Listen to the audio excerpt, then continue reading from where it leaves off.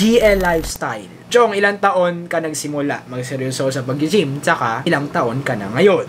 Third year college yata yun, Chong. Kasi 2 years na ako nagsiseryoso eh. Almost 2 years or more. 2000 ano yun? 2017. 2017-18. Ako magti 3 years na. 17 years old ako noon yung na-diagnose. Nalaman ko na high blood ako. Yung mandatory check-up sa eskwelahan. So, sobrang bulok yung ano ko nun, Chong. Yung diet ko. Wala pa akong alam sa fitness. Alam mo yung kinakain ko, Chong? Yung gulay-gulay lang, salad. Di ko pala alam na you need to take a certain amount of calories pa rin talaga. Hindi porket ikakakain pa is maglulose ka na. Although, pwede, yun yung nangyari sa akin. Sobrang konti more or less mga hindi aabot ng 1,000 calories per day yung tinitake ko. Kaya sobrang ang bilis. So, on a span of like a 1 month, sobrang payat ko. Ilalagay ko yung picture na mapayat ako. Ayan. Yan yung ano, yung salad gains. Mga kalagitnaan ng 17, dun ko nanood ako ng mga video na ganun. Yan, nag-research na ako, nanood ako ng mga vlogs na medyo marami na akong knowledge na natutuhan about dito sa ginagawa ko sa fitness. Ilang taon na ako ngayon? 21, mga Chong. 21 ako. Kakagraduate ko lang last year, 2018. So, man. Daryl Joseph Aguirre. Bukod sa legs, anong body part tingin mo ang pinaka-strength mo, Chong, so far? Siyempre, given yung chest ko, hindi. Siguro shoulders din siguro. Medyo, napansin ko lang yung medyo maayos yung shoulders ko. Medyo, yung tatingin nyo maliit, bahala kayo dyan. Para sa akin, malaki. Yan, nilalagay ko dyan yung picture na dahil nasabi ko yung shoulder. Nakita mo naman yan. Ba, umuumbok. Anong sinisigaw mo kapag nagbubuhat? Ganun. Ganyan. Di ako nagsasabi ng ganun. Di ako maboka kapag nagbubuhat ako. Lightweight and Ronnie Coleman. Chong, how to be you po? Just speak the truth, man. Talsik palaway ko. I mean, hindi ko maintindihan how to be you on anong part.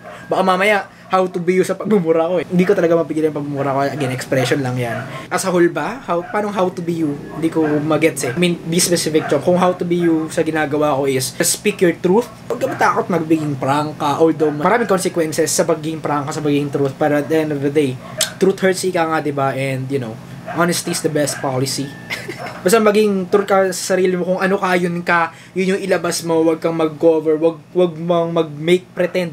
Kasi, ang tendency nun, yung fake it till you make it, wala ka mararating, Chong, madi-disappoint ka lang sa huli. I swear. So, kung ano yung gusto mong gawin sa buhay, gawin mo, wag kang shit. Ito si Popoy's World, Chong, naalala ko to.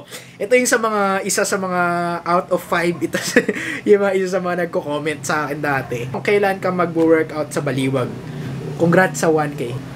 Chong, wala kasi talaga ako pamilya sa Baliwag pare. Pero i-message kita if in case magbunta ako dyan. Yun nga yung plano ko, diba? Tuturo ko sa lahat ng gym sa Pilipinas, Chong. Abangan nyo yan. X-Tech. Ano nagpa-motivate sa'yo sa magandang katawan at kailan yun? So actually, be honest, hindi naman talagang kagandaan yung katawan ko. Nagkataon lang talaga nung nakaraan is yung katawan, naging visible yung mga muscles ko. Ano ang nag-motivate sa akin sa pagiging ganito is yung high blood ko, di ba?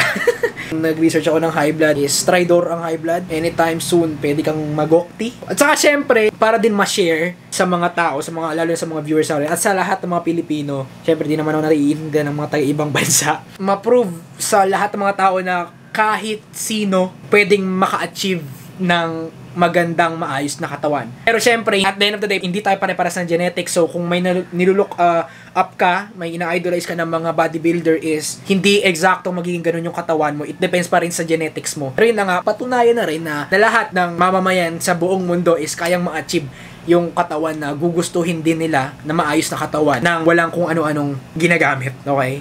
Pero ayun, hindi ko na itatakil yung kung anong mang gagamitin na yun. Diyan, Andre Laksamana yung nagsabi na. Tingnan ka trabaho to bro eh.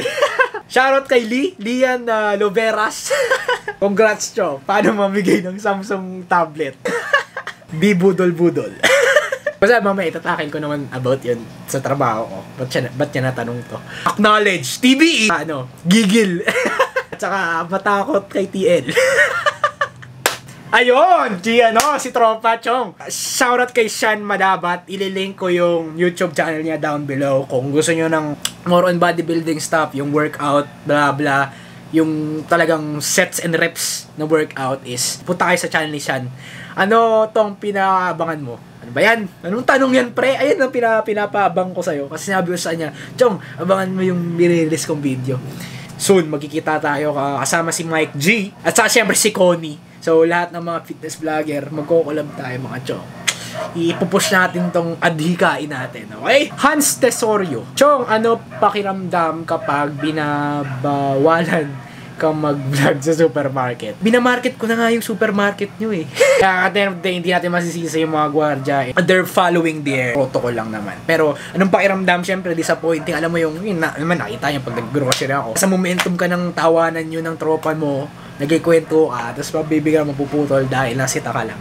Pero shoutout, wala. Respect pa rin sa mga gwardya. They're just following their job. John Adrian, congrats Chong. Ang tanong ko lang, paborito mong number sa electric fan? Siyempre Chong, yung pinakamalakas. May mga electric fan atang number 4 eh. Para suwabe Chong. Oh, si Lucci Oyando, classmate Chong. UE University of the East. Shoutout kay Lucci. How to be me? So sinagot ko na kanina. Speak the truth, man. I-relate ko lang sa course natin kasi magkaklase kami. Accounting. Ang mahiwagang tanong, masaya ka ba? Kung di ka masaya sa ginagawa mo, wag mong ipursige yun, Chong. Kasi at the end of the day, di ka magiging masaya. Okay, magre-regret ka na, sana ginawa ko to, sana ginawa to. So yun, kung yung tanong na how to be me, so yun lang, I'm just speaking my truth and I'm just doing my truth. I'm just doing my passion. I'm just doing what I really want to do. Okay? Winner Roy Dakay Mat. Anong effect ng creatine? Okay lang ba isabay yun sa whey? Anong effect ng creatine? So, ayan. Ilalagay ko na lang dyan sa screen. Okay? Yan na yung benefits ng creatine. Pwede bang ipagsabay-sabay? Oo, pwede pag ginagawa ko yun. Ngayon, may whey na ako, Chong. Inaalo mo lang, walang effect doon or shit. Don't overthink. Okay? Don't overthink. Just a creatine. Kasi kaya lang naman ginawa to for conveniency. Kasi alam nyo ba, kailangan nyo mag-consume ng 1 kilo ata yun, 1 kilong baka para makakuha ng 5 grams ng creatine. Buwanless YT Gaming. Chong, pa-shoutout.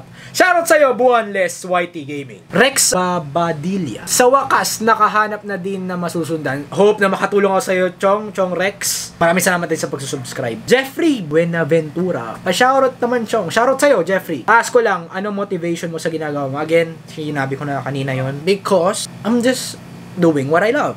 Diba? Yun ang motivation ko kasi ayokong ma-regret na balang araw na hindi ko ginawa to kasi nahiya ako or something, 'di ba? Na gusto kong gawin, 'di ba? Na mag-share sa inyo ng value ng fitness or something lifestyle, 'di ba? Yun yung motivation ko araw-araw, Chong. Kenneth Lopez, mga ilang months mo makikita yung resulta.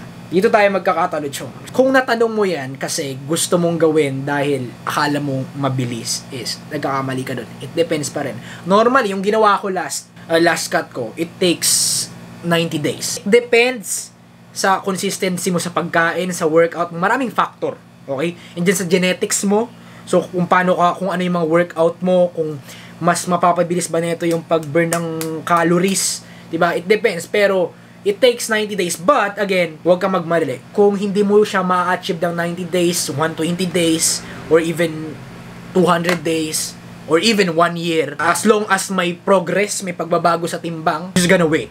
Okay? It's a matter of a long process. Hindi lang naman sa fitness, lahat ng part ng buhay. It's not a sprint, mga Chong. It's a marathon. Magmamadali ka, hindi para sa'yo to. Fitness, Chong.